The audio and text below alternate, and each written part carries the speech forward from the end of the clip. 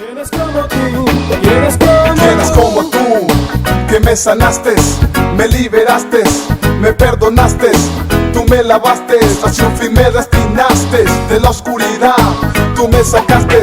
¿Quién es como tú? Que tu poder yo exalto y desde abajo recibo unción de lo alto. Grandes maravillas son las que haces tú y es por eso que hoy yo veo la luz.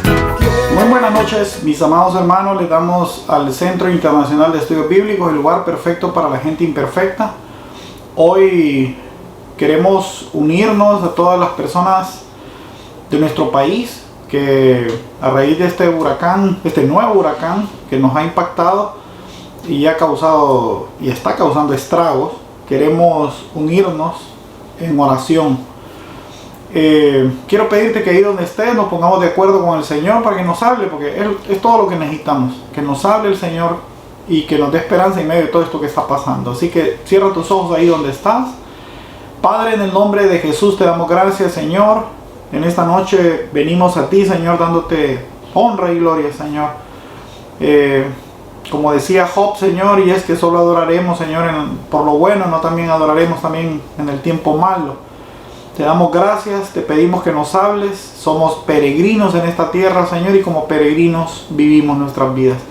Háblanos a través de tu palabra, una palabra tuya bastará para sanarnos. Te lo pedimos todo en el nombre de Jesús. Tu pueblo dice amén. El tema de hoy se llama Saúl, el rey incrédulo, ¿verdad? Y está en Primera de Samuel, en el capítulo 13. Dice la palabra del Señor: había ya reinado Saúl 1 año. Y cuando hubo reinado 2 años sobre Israel, escogió luego a 3,000 hombres de Israel, y de los cuales estaban con Saúl 2,000 en Migmas y en el monte de Betel, y 1,000 estaban con Jonatán en Gabá de Benjamín, y envió el resto del pueblo, cada uno de sus tiendas. Y Jonatán atacó a la guarnición de los filisteos que había en el collado. Y lo oyeron los filisteos, e hizo Saúl tocar trompeta por todo el país, diciendo: oigan, hebreos. Todo Israel oyó que se decía: Saúl ha atacado a la guarnición de los filisteos, y también que Israel se había hecho abominable a los filisteos. Y se juntó el pueblo en pos de Saúl en Gilgal. Entonces los filisteos se juntaron para pelear contra Israel 30,000 carros, 6,000 hombres de a caballo, y pueblo numeroso como la arena que está en la orilla del mar. Y subieron y acamparon en Migmas, al oriente de Betel.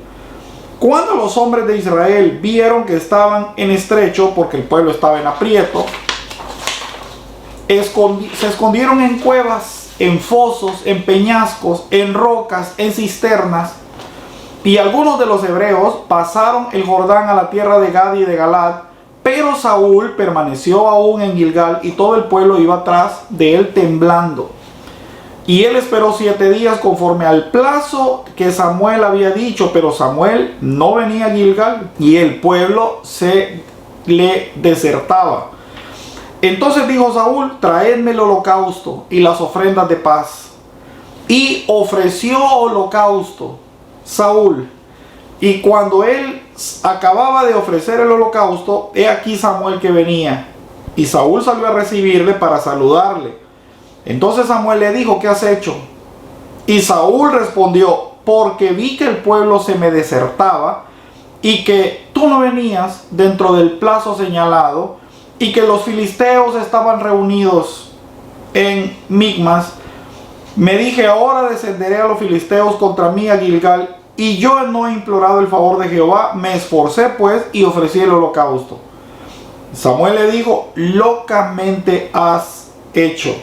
No guardaste el mandamiento de Jehová tu Dios, que él te había ordenado, pues ahora Jehová te hubiera confirmado tu reino sobre Israel para siempre. Mas ahora tu reino no será duradero. Jehová se ha buscado un varón conforme a su corazón, el cual Jehová ha designado para que sea príncipe sobre todo Israel, por cuanto tú no has guardado lo que te mandó. Y levantándose Samuel, subió a Gilgal, a Gabá de Benjamín, y Saúl contó la gente que se hallaba con él como 600 hombres. Saúl pues y Jonatán su hijo, el pueblo con ellos que se hallaba, se quedaron en Gabá de Benjamín. Pero los filisteos habían acampado en Micmas, y salieron merodeadores del campamento de los filisteos en 3 escuadrones. Un escuadrón marchaba por el camino de Ofra hacia la tierra de Saúl. Otro escuadrón marchaba hacia Bet-Orón. El tercer escuadrón marchaba hacia la región que mira en el valle de Seboín, hacia el desierto. Y en todo Israel no se hallaba herrero, porque los filisteos habían dicho, para que los hebreos no hagan espadas ni lanzas. Por lo cual, todos los de Israel tenían que descender a los filisteos para afilar cada uno el arado, el azadón, el hacha, el hoz. Y el precio era de 1 pin por las rejas de arado y por los azadones, y la tercera parte de 1 siclo para afilar las hachas, para componer las aguijadas. Así aconteció en el día de la batalla. No se halló espada ni lanza en mano de ninguno del pueblo que estaba con Saúl y con Jonatán, excepto Saúl y Jonatán su hijo, que ellos sí tenían. Era el segundo año apenas del reinado de Saúl. Segundo año, viene comenzando su reinado. Saúl se reúne un ejército, un pequeño ejército, que consistía en 3,000 hombres. 2,000 hombres los puso nada menos y nada más que con él, y 1,000 hombres los puso con su hijo Jonatán. O sea, la lógica te dice que una persona generalmente tiende a proteger a su hijo, ¿verdad? Le daría 2,000 y se quedaría con 1,000, o por lo menos quedarían 1,500, pero no fue el caso de Saúl. Saúl puso 2,000 con él y 1,000 con el hijo. Pero bueno, ya nos va mostrando más o menos cómo era el carácter como padre de Saúl.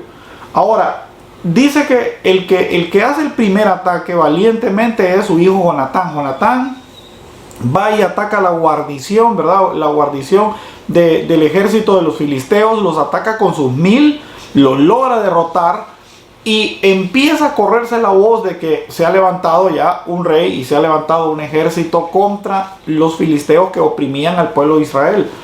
¿Y quién se llevó el crédito? Miren qué desgraciado el Saúl, ¿verdad? Empezó a mentir y empezó a decir que había sido él el que había hecho el ataque. Una cosa que no es cierta, no había hecho absolutamente nada hasta el momento. O sea, ¿por qué mintió? Porque vamos a ver que Saúl en todo su ministerio siempre buscó el aplauso, siempre buscó la aprobación de la gente. Le importaba mucho lo que la gente pensara de él, la opinión pública, su imagen pública. Eso es todo lo que le interesaba. Nunca le interesó quedar bien o agradar a Dios, que era lo único importante. La respuesta de los filisteos fue increíblemente aplastante. 30,000 hombres en carros. O sea, imagínense, tú atacas una guarnición, ¿verdad? O sea, sería hoy una posta de soldados o un batallón, un pequeño batallón. Vences y la respuesta son 30,000 hombres en tanques. Te vienen tanques de guerra. Imagínate, la respuesta es tremenda. Y 6,000 hombres de a caballo. O sea, estás hablando de que tú estás enfrentando con un ejército de 3,000 a un ejército de 30,000. Era una desproporción el ataque que los filisteos estaban haciendo como respuesta al ataque a la guarnición que hizo el hijo del rey Jonatán. Ahora, ¿qué hizo el pueblo? Y el pueblo hizo, ya no le importó la opinión pública. Dice que empezaron a esconderse en cuevas. Se fueron a esconder en cuevas, o sea, desaparecieron totalmente del mapa, ¿verdad? Y Micmas quedó solito. Ahí terminaron, ya van a ver usted al final, ahí terminó poniendo más bien la guarnición los filisteos. Cuando esta escena se da, dice la palabra del Señor que era costumbre de que los reyes, siempre que salían al combate, ellos traían un sacerdote, ¿verdad? Siempre venía con ellos un levita. ¿Para qué? Para hacer una oración por los soldados antes de ir a la batalla, para presentar ofrendas, etcétera, etcétera. Saúl había convocado la presencia de Samuel. Y Samuel, dentro de 7 días, pero Samuel nunca llegó. Se tardó en el corazón de Saúl. Sabemos todos, hoy los cristianos sabemos que Dios nunca llega tarde, llega en su tiempo, Él es soberano. Pero Saúl no entendía estas cosas. ¿Y qué hizo Saúl? Dice la palabra del Señor que Saúl hizo una barbaridad. Saúl, como no había sacerdote, ¿verdad? Él es rey.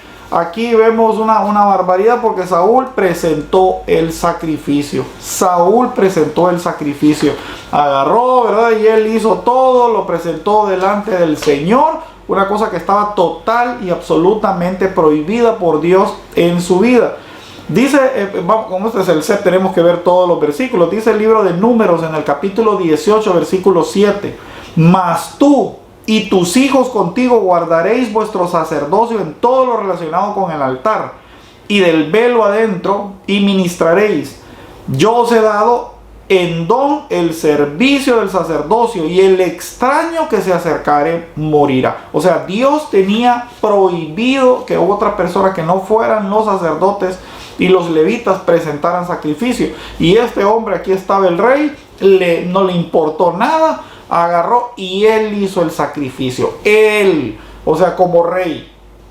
El hecho de que sea rey no le da ninguna autoridad delante del Señor. Sería como que hoy un político, un diputado, ¿verdad?, diga, bueno, yo voy a casarlos, o diga un político, yo voy a bautizar, o yo voy a predicar, o como yo soy, yo tengo derecho a hacer todo. Soy poder ejecutivo, legislativo, judicial y del reino de los cielos.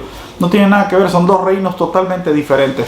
El reino de los hombres es pasajero, el reino es pasajero. El reino de nuestro Señor es eterno. No tiene nada que ver la eternidad con algo pasajero. No tiene nada que ver algo material con algo espiritual.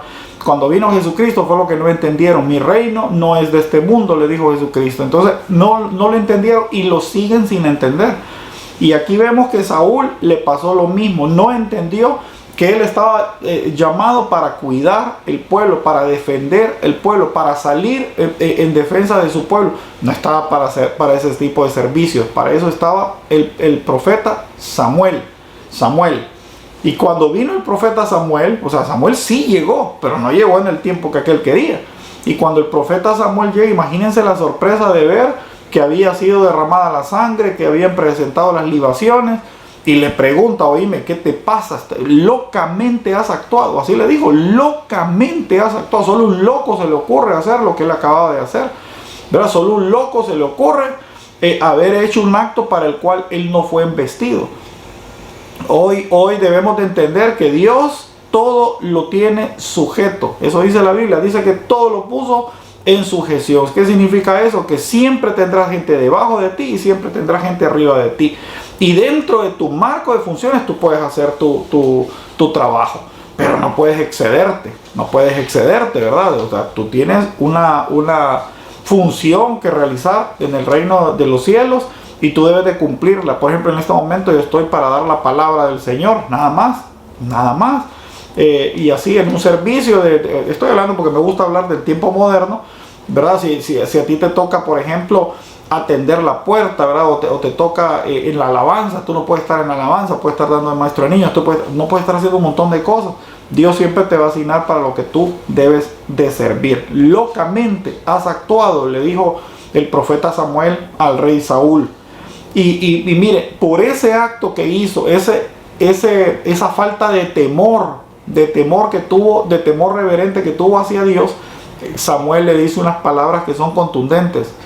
Mira, locamente has actuado. Hoy Dios se buscó ya otro mejor que tú, que es conforme a su corazón.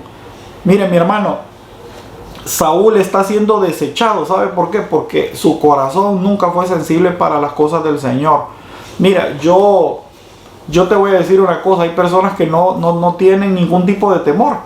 Una persona, por ejemplo, que se masturba y después va a una iglesia, es una persona que es un Saúl, una persona que Dios desecha, una persona que fuma, ¿verdad? Que vive fumando o vive drogándose, ¿verdad? O saliendo de la iglesia va a fumar y drogarse. Son personas que son como Saúl, no tienen ningún tipo de temor por el Señor. O una persona que sale de la iglesia, ¿verdad?, y se va con un amante, no tiene ningún tipo de temor al Señor. Entonces una cosa es que tengas amante, llegas a la iglesia, ¿verdad?, y poco a poco vas cambiando tu vida. Otra cosa es que llegues a la iglesia y después te hagas de un amante. Son dos escenarios totalmente diferentes. Bienvenidos todos aquellos que son pecadores, ¿verdad? Si para eso está la iglesia. Pero tarde o temprano Dios irá tocando cada área de tu vida y tú vas dejando esos pecados, ¿verdad? El que fumaba, deja de fumar. El que robaba, deja de robar. El que tenía amantes, deja los amantes. Pero no ocurre al revés. No es que llego a la iglesia y empiezo otra vez o sigo o continúo y voy. Entonces no hay ningún tipo de temor. Saúl mostró que no tenía ningún tipo de temor al Señor. ¿Y qué hizo Dios? Dios lo deja con su corona. Si a Dios esas cosas no le interesan, lo único que hace Dios es que te desecha y empieza a buscar una persona que sea mucho mejor, ya conforme a su corazón. Una persona que es lo que anda buscando Dios. ¿Qué anda buscando Dios? Corazones contritos y humillados, ¿verdad? Personas que dicen, Señor, mira, yo no soy mejor que Saúl, Señor, yo bebo. Pero, y empieza esa persona a luchar por salir de ese vicio. Empieza esa persona a luchar por salir del vicio. Yo fui una persona que fumó. Yo fumé muchísimos años. Empecé, creo que a los 14 años empecé a fumarme una cajetilla. A los 18 y 9 me fumaba 3, 4 cajetillas al día. Y cuando conocí al Señor a los 24, antes de los 25 años, yo había dejado ya el cigarro. Hoy tengo muchísimos años, más de 20 años de haber dejado el cigarro. Pero es un proceso. Después fueron las malas palabras, después el alcohol, después las drogas. O sea, hay un proceso que tú vas librando, pero no es que hoy, que han pasado 40 años, me vas a ver a mí con un cigarro, me vas a ver metiéndome cocaína, o me vas a ver una cosa rara. No, pues ya eso ya pasó, las cosas viejas pasaron, dice que todas son hechas de nuevo. Eso por eso se llama nuevo nacimiento. Entonces tenemos que nacer de nuevo.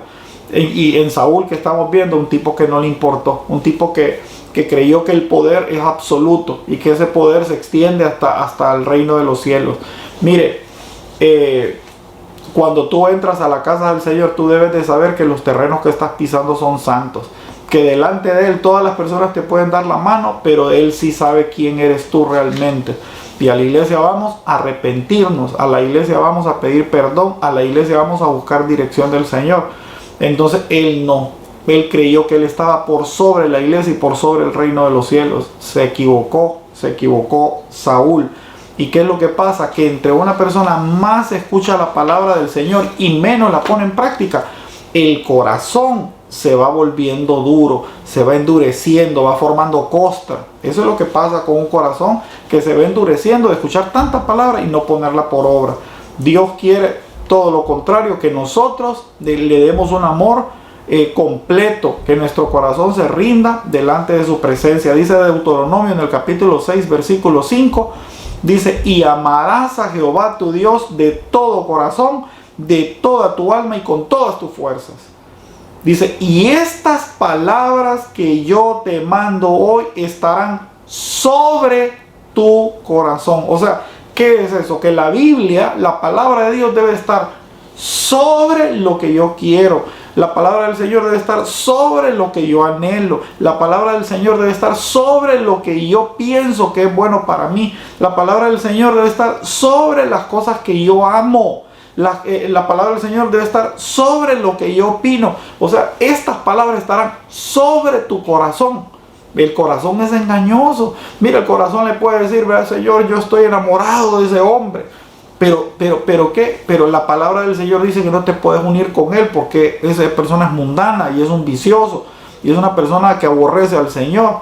Entonces la Biblia debe estar sobre lo que yo pienso, lo que yo quiero, lo que yo siento que necesito. Entonces estas palabras estarán sobre tu corazón, sobre tu corazón. Y miremos finalmente, ¿verdad?, qué pasaba. Que el pueblo dice que no tenía herreros. O sea, ese pueblo de 3,000 lo que andaba eran asadones, una hoz, andaban instrumentos, no tenían armas, se las habían quitado. Miren, mis amados hermanos, qué cosa más terrible, ¿verdad? Los judíos tenían que descender, dice, y pagar un pin o pagar medio ciclo. Un ciclo es un salario de todo un día. Pagar medio salario de todo un día para poder ir a afilar el machete, para ir a afilar el hoz. O sea, imagínense ustedes qué barbaridad. Así los tenían. Usted dirá: hermano, ¿y qué tiene que ver eso de que no hayan herreros? ¿Qué tiene que ver que tengan que pagar por afilar? Que no existieran herreros en todo Israel. Yo le hago una pregunta, mi hermano. Dice que todo el pueblo les quitaron sus espadas. Yo le voy a hacer una pregunta a usted y quiero que me la conteste. ¿Qué es un cristiano sin espada? ¿Qué es un cristiano sin espada? ¿Qué es un cristiano sin Biblia? Para nosotros la espada es la palabra del Señor. Eso dice la Biblia, ¿verdad? Que la espada del cristiano es la palabra del Señor. ¿Qué es un cristiano sin espada? Un cristiano sin espada, hermano, ¿qué le queda? Tijeras, una hoz, un hacha, le quedan azadones. O sea, le quedan instrumentos para trabajar, para vivir, sí, son importantes, pero no vas a pelear con eso. O sea, con eso no puedes pelear en esta batalla de la fe, como le llama el apóstol Pablo. Hermano Karim, ¿qué serían las tijeras, el hoz, el hacha, toda esta cosa? Mire, hermano, usted, un cristiano sin Biblia, un cristiano sin Biblia es un cristiano con psicología, es un cristiano con motivación, es un cristiano con eventos, es un cristiano con retiros, ¿verdad? Porque si le quitaste la Biblia, ¿qué es lo único que puedes hacer? Retiros. ¿Qué es lo que puedes hacer? Un evento de a ver quién brinca más. Y campamentos de jóvenes. Hoy miramos también reunión de mujeres, reunión de hombres de valor, reunión de no sé qué, grupos de eventos matrimoniales. O vas a hacer una charla financiera. Es que me puedo estar todo el día de todas las babosadas, ¿verdad? Que son importantes siempre y cuando esté la Biblia de por medio. Sin la Biblia, mire hermano, sin la Biblia, le voy a repetir, es usted carne y emociones. Carne y emociones. Eso es un cristiano sin Biblia, pura carne y pura emoción. Entonces, una iglesia que usted le quita la palabra del Señor, que no es el sustento de la iglesia, la palabra del Señor, es una iglesia que está acabada, no se va a acabar, no se va a destruir, ya está acabada, ya está destruida. Ya los filisteos la invadieron, ya los filisteos le quitaron todo lo que había de importante y solo le dejaron los asadones y las babosadas, los retiros y todas esas cosas se las dejaron. Entonces usted la recibe y usted está feliz, ¿verdad? Porque está con su brinquito, con su retiro, pero ya no le queda nada, ya no queda absolutamente nada en esa iglesia. Son carne y emociones. Una iglesia debe estar sustenta en la palabra del Señor. Dice el libro de Hebreos en el capítulo 4, en el versículo 12, dice, porque la palabra de Dios es viva y eficaz, más cortante que toda espada de dos filos, penetra para partir el alma y el espíritu, las coyunturas, los tuétanos, discierne los pensamientos y la intención del corazón. ¿Qué es la palabra del Señor? Dice más filosa que una espada. O sea, no solo es la espada, es una espada más filosa. Y dice que es de doble filo y corta. Mire lo que hace la palabra del Señor. O sea, la palabra del Señor, la espada, en la vida de un creyente, ¿qué es lo que hace? Mire, parte el alma y el espíritu. ¿Qué es el alma? ¿Qué es el alma? En el alma están las emociones, ¿verdad? Amar, odiar, querer, pensar, reír, llorar. Todas las emociones, todo lo que es lo emocional de un ser humano está en un lado. Y eso, cuando yo no tengo Biblia, lo emocional y lo espiritual está unido, ¿verdad? Entonces yo soy un cristiano emocional. Creo en Dios, pero amo a la Lupe. Creo en Dios, ¿verdad? Pero a mi papá y mi mamá, o a eso, así, es una mezcolanza de emociones, ¿verdad? Llega a una iglesia, ¿verdad? Y lo mandaron a hacer algo que no le gustó, ya se va de la iglesia. O le cae mal a una persona. Así vive eso, que sería hoy el común denominador de los cristianos, ¿verdad? Usted ha visto los cristianos hoy, llegan a una iglesia, ¿verdad? Y hermana, disculpe, ¿podría darme esa silla? Mire que está esta ancianita, puede ubicarse un poquito más adelante. Y ya se levanta, cara, y me voy de la iglesia. Emociones, puras emociones, babosadas viejas. Entonces, babosadas que no sirve. ¿Por qué? Porque ya le quitaron la espada. Si usted tuviera Biblia, dice, el que lee Biblia separa las emociones de lo espiritual. O sea, como hizo, ¿sabe quién? Un ejemplo, el ejemplo que usábamos hoy, el ejemplo de Lot, ¿verdad? Yo le pregunto, ¿Lot amaba a sus hijos? Dice que comía con ellos todos los días. Todos los días se sentaba a comer con sus hijos, uno por uno. O sea, Lot amaba a sus hijos igual que su esposa. Y cuando perdieron los hijos, ¿verdad? Cuando mueren los muchachos, ¿qué hizo la esposa? Sus emociones salieron, ¿verdad? Y empezó, maldice a Dios, y se amargó, etcétera, etcétera. Lot, que tenía bien divididas las emociones de su espiritualidad. y dijo: Señor, tú mandas, tú gobiernas, a ti sea la gloria, la honra, gracias por mis hijos, por el tiempo que los tuve. Y él separó sus emociones de la relación que tenía con el Señor. Mis amados hermanos, el apóstol Pablo fue traicionado, lo mismo, pero el apóstol Pablo sabía separar. Todos en la Biblia, los hombres y varones de la Biblia, separaban sus emociones de su fe. La fe estaba por sobre todas las cosas y confiaban en Dios como tú tienes que confiar en Dios, cualquiera que sea en este momento tu situación. Quita lo emocional, todo esto va a pasar, pero si tú te aferras a tu Dios, te vas a acordar de mí que vendrán tiempos de refrigerio. Amén. Que es un cristiano entonces sin Biblia, mi hermano, es un carnal como Saúl. Es un carnal como Saúl que no sabe separar sus emociones, de lo que es el camino del Señor. Y finalmente, ¿cómo termina ese Saúl? Dice la Biblia en Samuel 12:23, y la guarnición de los filisteos avanzó hasta el paso de Micmas. O sea, esta historia comienza en Micmas, donde estaba el ejército de Saúl, y termina en Micmas, pero ahora con el ejército de los filisteos en la tierra de Saúl. Qué cosa, ¿verdad? Mis amados hermanos, que ni siquiera tuvieron que pelear los filisteos para recuperar, no para recuperar, la tierra no era de ellos, para tomar lo que no era de ellos.